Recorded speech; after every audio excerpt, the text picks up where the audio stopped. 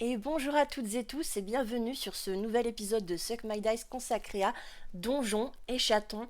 Je pense que en plus d'avoir été l'un des candidats les plus intéressants pour le prix Rolliste, si ce n'est le plus intéressant à mes yeux, je pense que c'est l'un de nos meilleurs jeux de rôle francophones. Je sais que j'ai dit ça aussi de Spice Horror Stories, mais ce sont deux registres tout à fait différents. Ici, dans Donjons et Chatons, eh bien, comme son nom l'indique, on incarne de mignons petits chatons. L'univers dont Donjons et Chatons est particulier parce qu'on est à la croisée d'un Moyen-Âge fantastique et d'un monde post-apocalyptique dans lequel les humains, appelés ici les gros tout nus, ont complètement régressé, voire disparu du paysage environnant. Les chatons de notre histoire évoluent dans une cité appelée l'Arbre à Chat. Une cité qui est un peu particulière, elle est tout en verticalité. On est dans une opposition classique entre un haut urbain complètement riche et bourgeois et une base urbaine qui est littéralement également une base sociétale pauvre et exploitée par ceux d'en haut. Au sommet de cette cité de l'arbre à chat, on retrouve le terrible roi Walter, qui est un véritable tyran et qui applique une politique de la terreur sur ses chatons. Eh bien, pour maintenir son pouvoir en place, il a trouvé comme solution de faire peser sur ses citoyens la menace d'une loi qui permet d'exiler de manière aléatoire, mais en fait pas si aléatoire que ça, on a compris qu'il visait ses ennemis politiques, ses opposants, qui permet d'exiler les enfants de certains citoyens. Et donc chaque année, on voit des chatons qui doivent quitter leur nid pour aller explorer le monde sauvage avec soi-disant pour mission de trouver pour le roi Walter un trésor qu'ils ne sont censés jamais trouver, quoi. Le jeu est un véritable apologue, tel La Fontaine, on va venir dépeindre la société, une société donc inégalitaire pour l'arbre à chat, et puis on va découvrir d'autres modèles de société, bien évidemment, à l'extérieur. On est sur un petit peu un traditionnel motif du voyage initiatique avec le regard naïf de l'enfant qui va venir faire une découverte politique, qui va venir s'éduquer moralement et politiquement au contact d'autres sociétés, d'autres fonctionnements. Quand je lis Donjons et Chatons, j'ai beaucoup d'émotions, j'ai beaucoup de réflexions. C'est un jeu qui est très bien pensé, qui est extrêmement intelligent. Euh, on reviendra plus tard sur le système de jeu, mais là je voudrais toucher un mot sur l'univers et la manière dont on l'appréhende. Comme je vous le disais, bien sûr qu'on peut jouer avec des enfants, mais très clairement, il y a des messages qui sont passés aux adultes à travers ce jeu. Le vernis est coloré, il est joyeux, les graphismes sont merveilleux, mais en dessous, on a un regard un petit peu pessimiste vis-à-vis de la société actuelle et à travers la mécanique de jeu, on a la tentative de véhiculer une meilleure société grâce à la solidarité, mais j'y reviendrai encore une fois un peu plus tard. Je disais que dans cette manière de croquer un peu la société, je trouve qu'on retrouve un petit peu de Hugo dans Donjons et Chatons. Vous voyez ce traitement, par exemple, des égouts qu'on peut retrouver chez Hugo avec des marginaux qui s'y cachent et qui proposent un mode de vie alternatif et qui ont une opposition au pouvoir en place. Dans cette opposition aussi entre le haut et le bas, on retrouve un petit peu de Zola, un petit peu du ventre de Paris hein, à travers cet arbre à chat. Et donc évidemment du La Fontaine pour le côté apologue à travers des animaux. Donc je trouve ça très intéressant, il y a une vive critique du pouvoir en place, on retrouve des petits clins d'œil comme un ours qui s'appelle Akab, on retrouve aussi tout un tas de critiques comme ça, les opposants qui habitent dans la casse auto, eh bien ils s'appellent les chiens de la casse évidemment, ils sont là pour obéir aveuglément à un chien qui s'appelle Brutus et qui par son nom évidemment est l'archétype même de la violence dans la politique. Les chiens qui apparaissent comme des animaux globalement brutaux et obéissants, serviles vis-à-vis du pouvoir en place. Bon, on n'a pas besoin de faire un dessin pour faire le lien avec la pensée que peut avoir l'auteur vis-à-vis, je pense, des forces de police. Je pense que Donjons et Chatons, c'est vraiment un jeu très marqué politiquement et c'est totalement assumé. Après, à côté de ça, on a des références tout à fait légères, comme par exemple, on a un personnage qui s'appelle Manu. Et en fait, quand on lit sa description, évidemment, on pense de suite à Manu, la chanson de Renaud, qui pleure. Il fait partie d'un gang qui s'appelle les Criqueurs, ce Manu. Il est évidemment motard, sauf qu'au lieu d'être sur une moto, il va chevaucher des criquets, quoi. Et donc, on a aussi des petites références comme ça à Joe Dassin et aussi à Michel Berger, mais j'y reviendrai un petit peu plus tard. Euh, les personnages féminins sont très intéressants dans Donjons et Chatons. J'ai trouvé beaucoup de personnages féminins forts. Il y a aussi une critique, bien sûr, également vis-à-vis des politiques coloniales que pourraient avoir certains pays. Par exemple, on a le cas des chats, des miaoumis, qui sont des chats à moitié momies, quoi, momifiés, et qui viennent récupérer leur trésor auprès du roi Walter qui pille en fait leur civilisation. Donc c'est assez intéressant, il y a tout un système de contre-pouvoir qui se met en place qui est aussi très intéressant dans le jeu. Que dire d'autre? On a des cités aussi que peuvent parcourir ces petits chatons. Notamment, on retrouve encore une oligarchie dans la cité de Tourne-Bouchon, qui est dominée par la dynastie des Reims-Cochons, comme la bière. Et à sa tête, on a le roi Ereb, qui est un anagramme de bière, quoi. Et donc, c'est très intéressant parce que on a toute cette éducation politique et cette critique très vive du pouvoir qui peut paraître injuste à l'enfant évidemment, mais quand nous on le lit, bien sûr que c'est des références directes à des situations politiques que nous connaissons bien. Il y a évidemment également une critique écologique évidemment très présente puisque on a ces humains qui ont régressé face à leurs abus. On ne sait pas trop comment tout ça est un mystère, mais en tout cas la civilisation humaine a énormément reculé, voire disparu. Et à la place, on a la présence de ces animaux qui sont dorénavant dotés de paroles et d'intelligence, de créativité. Et en parallèle, on a d'autres bêtes qui sont au contraire restées plus basiques, plus animales tout simplement. Et en fait, on a ce regard un petit peu naïf sur les restes de la civilisation humaine, voir à quel point c'est un gâchis.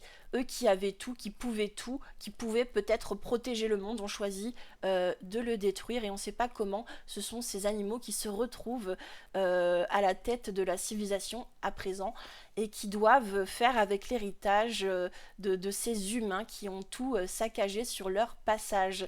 Je retrouve un petit peu de Lemony Snicket également dans Donjons et Chatons. Alors pour ceux qui ne connaissent pas Lemony Snicket, c'est un auteur de littérature jeunesse, c'est l'auteur des désastreuses aventures des orphelins Baudelaire. Et en fait quand on lit les désastreuses aventures des orphelins Baudelaire, d'ailleurs qui a pour point commun de mettre en scène des enfants, eh bien on a des références qui ne sont pas celles d'enfants en fait. On a des secondes lectures qui sont également très présentes et je retrouve cet humour, cette malice, ce génie créatif qu'on peut avoir chez les Snicket qui est un de mes auteurs de littérature jeunesse préférés. Et donc je trouve ça très intéressant.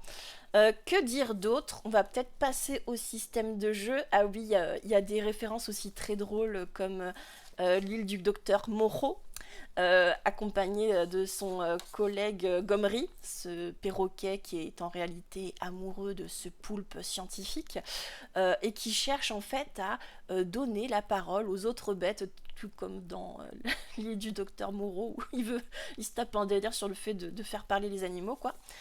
Donc c'est très intéressant, il y a plein de références cachées comme ça, c'est très intéressant, c'est très... ça donne à réfléchir, c'est riche intellectuellement, il y a de la matière aussi bien pour les enfants que pour les adultes, donc je disais. Ce qui est intéressant maintenant, c'est que dans ce monde de pourri, oui, parce que, on va pas se mentir, là, ces systèmes politiques qui nous sont dépeints, ces situations injustes, et je ne compte pas le nombre de personnages non-joueurs qui sont victimes de discrimination juste parce qu'ils sont différents ou qu'on se fie uniquement à leur apparence, eh bien, on nous propose un système de jeu vraiment très fin et très réconfortant qui nous passe un message profondément humaniste. Votre chaton va se définir par plusieurs éléments, notamment les caractéristiques. On va commencer par là. Ici, on est sur quelque chose d'assez classique a priori, puisque votre personnage va se définir par des caractéristiques en force. Ici, ça va être appelé costaud.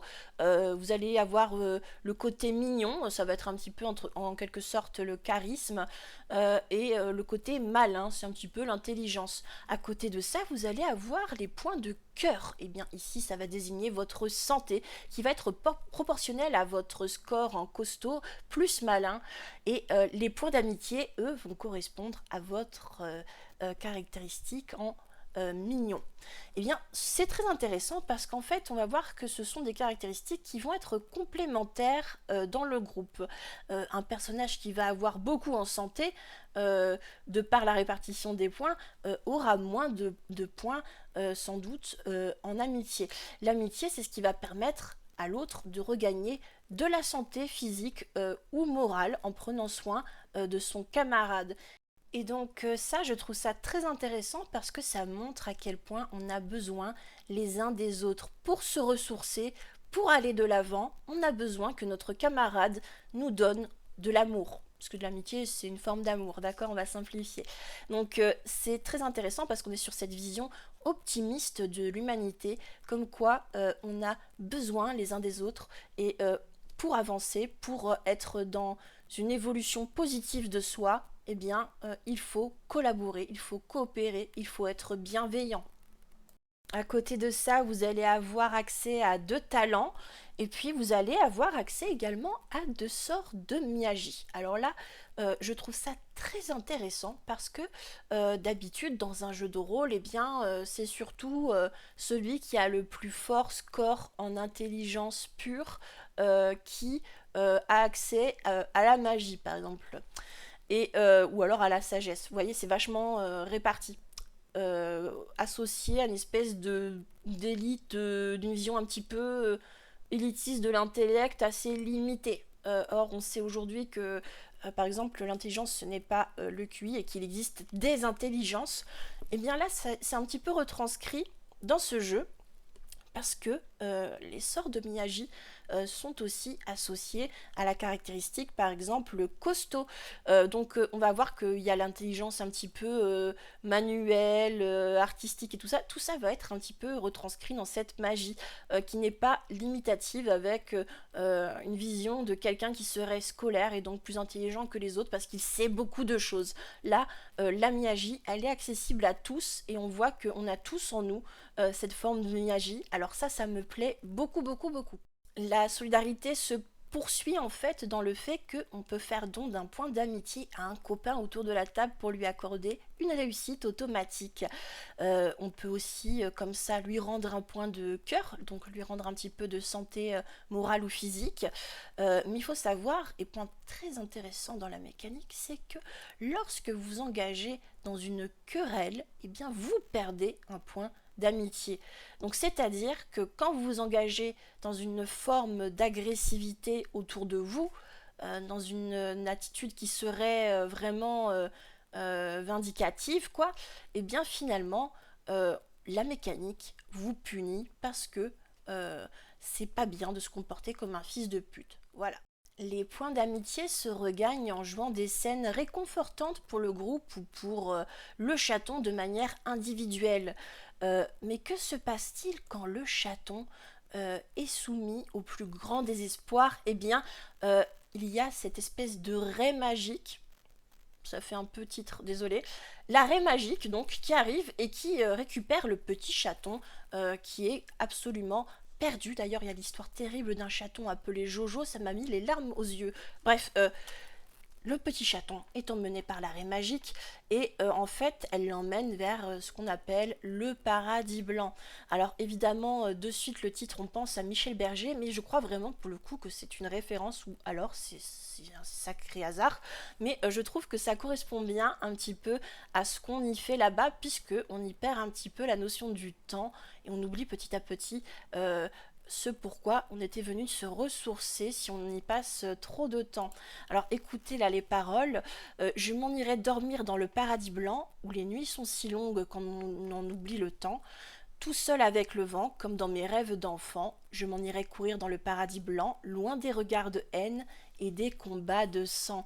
Quand vous êtes épuisé par ces querelles en termes d'amitié, là, eh bien, vous venez vous ressourcer loin de la violence et vous avez des moments tendres qui vous sont offerts à travers cette raie qui se nourrit des émotions et qui va venir en quelque sorte manger un peu la tristesse et le désespoir des chatons et les remettre sur pied. Car encore une fois, on peut vite perdre des points d'amitié, surtout si on joue pas de manière bienveillante, on va dire. Euh, Quand est-ce qu'on perd des points d'amitié? Je vous en ai parlé un petit peu plus tôt, c'est quand on s'engage dans une querelle. Eh bien, on distingue deux types de querelles, les querelles de crocs et les querelles de griffes. Les querelles de crocs, c'est un petit peu les querelles verbales, hein, celles où on va chercher à impressionner, intimider, on va faire un petit peu un petit clash comme ça, quoi. C'est rien de bien méchant, mais les querelles de griffes, aïe aïe aïe, c'est quand on se griffe jusqu'au sang en fait, c'est quand on fait la vraie bagarre quoi. Sauf que on n'est pas ici pour faire la bagarre et c'est proscrit dans cet univers de s'attaquer à un autre animal doté de paroles, ce n'est pas bien vu du tout. Ainsi, quand vous commettez une action agressive envers un autre personnage, eh bien, euh, l'initiative, la parole ne vous appartient plus, c'est au tour du MJ de prendre le dessus sur la scène au niveau verbal. Et lorsque à son tour il commet quelque chose d'agressif envers un joueur, c'est au joueur de prendre la main. Donc symboliquement, dans la mécanique, on vient vous dire en gros euh, si vous êtes en quelque sorte pacifique, si vous êtes bienveillant envers les autres, si vous cherchez des manières de résoudre les conflits qui ne soient pas par la bagarre et la violence, vous aurez toute l'attitude pour raconter votre histoire. Mais si vous êtes agressif, belliqueux, eh bien, on vous ôte ce privilège. Donc, c'est très fin et ça montre un petit peu du savoir-vivre qu'on transmet aux plus jeunes. Et puis, ça incite le joueur aussi, adulte, à ne pas être dans une perspective de foutre sur la gueule de tout ce qui bouge quoi. On reste bienveillant, on se déconstruit un petit peu de donjons et dragons où quand même on fait pas mal la bagarre, hein. Donc un énorme bravo aux studios Dead Cross qui ont eu vraiment du nez d'éditer ce jeu quoi. Bravo à tous ceux qui ont bossé sur ce jeu, à Clément de Ruiter, je sais pas comment ça se prononce, je suis désolée. Trick Kitoff, François Cédel et John Grumpf. Bravo à tout cela. Je vous félicite parce que je pense que j'ai rarement lu quelque chose d'une aussi grande poésie, d'aussi engagé, d'aussi fin, d'aussi intelligent dans quelque langue que ce soit au niveau du jeu de rôle. Je pense que c'est vraiment un must-have à avoir dans sa bibliothèque. C'est vraiment, je pense, dans mon top 10 des jeux de rôle français, quoi. Même dans le top 5, hein, voire dans le top 3. Euh, à deux doigts de sortir le top 1. Bref, après ça, après cette partie mécanique et univers, vous avez accès à des scénarios qui sont super cool quoi. On explore davantage par exemple la figure de Séléné qui est un esprit dans une forêt qui fait rêver les gens ou bien les fait cauchemarder selon certains ressorts scénaristiques que je ne mentionnerai pas ici pour ne pas spoiler davantage parce que j'ai déjà dit beaucoup de choses. Mais moi je trouve que la direction artistique du jeu est absolument sublime. Je trouve aussi que la mécanique est géniale, les textes vraiment, on les lit, mais on rit. Et vraiment premier degré, j'ai eu les larmes aux yeux à certains moments. Donc c'est plein d'émotions ce jeu Donjons et Chatons, hein. Franchement, dire des choses aussi puissantes avec des mots simples, c'est absolument magnifique, c'est génial, c'est, je sais pas quoi ajouter d'autre. Écoutez, pour moi, je suis fan. Voilà, je suis fan du jeu. Et voilà, quoi. Je vous incite vraiment à y faire jouer vos enfants, mais même vos amis. Et vous savez quoi, avec ce qu'on vient de se payer au niveau des élections européennes, franchement, faites jouer autour de vous à Donjons et Chatons parce que on a besoin de rappeler certaines choses qui nous semblaient évidentes à nous, personnes du milieu du jeu de rôle. J'ai vu beaucoup de gens râler sur la montée du Rassemblement national, mais il faut savoir que on n'a pas tous les mêmes idéologies, on n'a pas tous les mêmes réflexions, on n'a pas tous le même patrimoine culturel pour y réfléchir, on n'a pas tous les mêmes mots. Eh bien, je pense que Donjons et Chatons, utiliser un apologue comme ça pour aborder certains régimes politiques, certaines problématiques, eh bien, ça peut être un très bon outil pour s'éduquer politiquement. Voilà, mais vous pouvez aussi simplement rêver et jouer grâce à ce jeu, même si l'aspect politique est quand même assez présent, on va pas se mentir. Euh, C'était mon toutou qui a fait un drôle de bruit. Je sais pas s'il a pété ou s'il a ronflé, désolé. Donc voilà, je vous recommande Donjons et Chatons. Et puis on se retrouve le week-end prochain pour une petite vidéo sur les âmes seules. Donc voilà, prenez soin de vous et je vous dis à très bientôt.